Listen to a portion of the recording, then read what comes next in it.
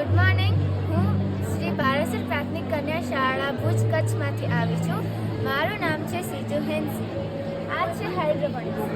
સદીઓથી જમીન આધારિત ખેતી કરવામાં આવે છે, કારણ કે જમીનમાં કાર્બનિક પદાર્થોનું કુદરતી રીતે કોવાડ થવાના કારણે જમીનમાં પૂરતા પ્રમાણમાં પોષક તત્વો મળી રહે છે અને મૂળને ઓક્સિજન મળી રહે તે માટે છિદ્રાળુતા પણ હોય છે. પરંતુ સમય જતાં માટી કુદરતી રીતે કઠોર થતી જાય છે, જેના કારણે છોડનો વિકાસ થતો અટકી જાય છે. સમય જતાં પરંપરાગત ખેતીની સરખામણીએ ઉત્પાદકતા વધારવા માટે લોકોએ રક્ષિત ખેતીની શરૂઆત કરી છે. ધીમે ધીમે દક્ષિણના દેશોના લોકોએ માટી રહિત ખેતી કરવા તરફ વળ્યા છે, જેને આપણે સોઇલલેસ કલ્ટિવેશન કહીએ છીએ. હાઇડ્રોપોનિક્સ મૂળ ગ્રીક શબ્દ છે, જેમાં હાઇડ્રો એટલે પાણી અને પોનોસ નો અર્થ શ્રમ થાય છે.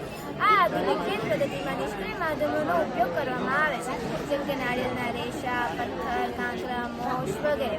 હાઇડ્રોપોનિક્સના ફાયદા પણ ઘણા બધા છે, જેમ કે વર્ષ દરમિયાન ગમે તે સિઝનમાં ઉગાડી શકીએ છીએ, નિંદામણ કરવાની જરૂર હોતી નથી, મૂળને પોષક તત્વો માટે સ્પર્ધા કરવી પડતી નથી અને ખેડાણ કરવાની જરૂર હોતી નથી. હાઇડ્રોપોનિક્સ ખેતીને આપણે અલગ અલગ પદ્ધતિ દ્વારા કરી શકીએ છીએ. અહીં અમે ઈબ અને ફ્લો સિસ્ટમનો ઉપયોગ કર્યો છે.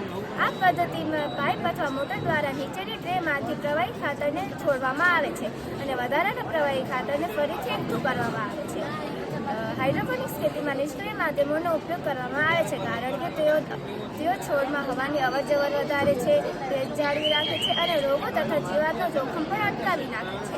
હાઇડ્રોપોનિક્સ ખેતીમાં ચોક્કસ પ્રકારના પોષક તત્વોનો ઉપાડ વધારે થાય છે, જેના કારણે પ્રવાહી ખાતરનો પીએચ બદલાતો રહે છે, જે ન બદલાવો જોઈએ.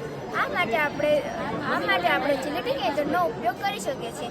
ચિલેટિંગ એજન્ટ એક એવો પદાર્થ છે જેમાં છોડને ખનિજ ક્ષારોને જાળવી રાખવામાં મદદ કરે છે. આ છે હાઇડ્રોપોનિક્સ. હાઇડ્રોપોનિક્સમાં અમે આ પ્રવાહી ખાતરનો ઉપયોગ કર્યો છે.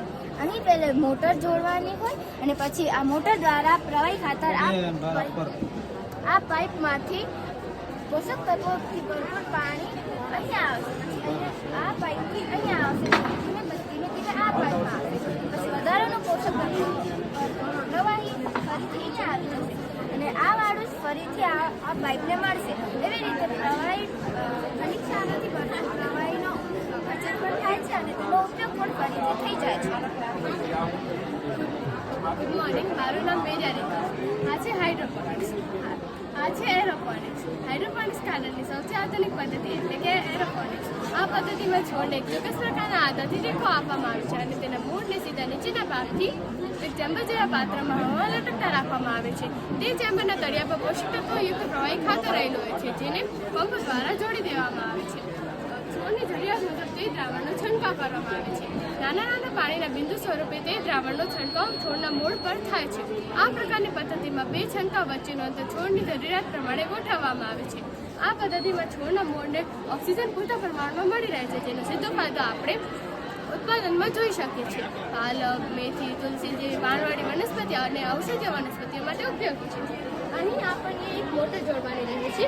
તે મોટર દ્વારા પાણી આ પાઇપ દ્વારા અમે જે અહીંયા કાળા કર્યા છે ને તે કાળા દ્વારા છોડના મૂળને મળી રહે છે અને પાછું પાણી આ પાઇપ દ્વારા મોટરમાં જાય છે અને બધાના પાણી અહીંયા રહે છે.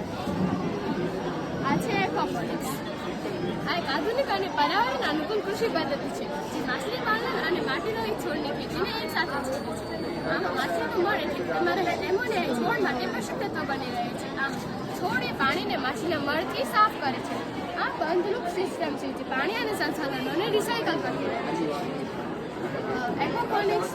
એક્વાપોનિક્સમાં માટી જાણીત રોગોનું જોખમ રહેતું નથી, કેમ કે આ પદ્ધતિમાં માટીનો ઉપયોગ થતો નથી. છોડને પોષક તત્વોની જરૂરિયાત પણ રહેતી નથી, કેમ કે માછલી દ્વારા ઉત્સર્જિત પદાર્થથી છોડને પોષક તત્વો પૂરતા પ્રમાણમાં પ્રદાન કરે છે. એક્વાપોનિક્સ ખેતી એ બર્ફીલી, રેતાળી, સારી વગેરે જેવી જમીનમાં પણ કરી શકાય છે. અહીં આપણને એક મોટર જોડવાની રહે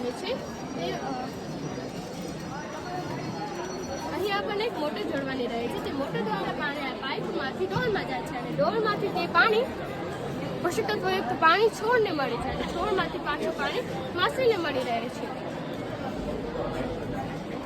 આ છે શૂન્ય ખેડાણ એવી પ્રક્રિયા છે જેમાં પાકના બીજને ડ્રીલર દ્વારા જમીનની પૂર્વ તૈયારી કર્યા વિના અને જે અગાઉના પાકના થડ હોય ત્યાં જમીનને ખલેલ પહોંચાડ્યા વગર બીજ રોપવામાં આવે છે. શૂન્ય ખેડાણે માત્ર ખેતીનો ખર્ચ જ ઘટાડતો નથી, પરંતુ પાકનો સમયગાળો, સિંચાઈની જરૂરિયાત અને નિંદણની પ્રવાહ પર ઘટાડો કરે છે, જે ખેડાણ કરતાં ખૂબ જ અગત્યનું છે. આ એક સર્કિટ છે.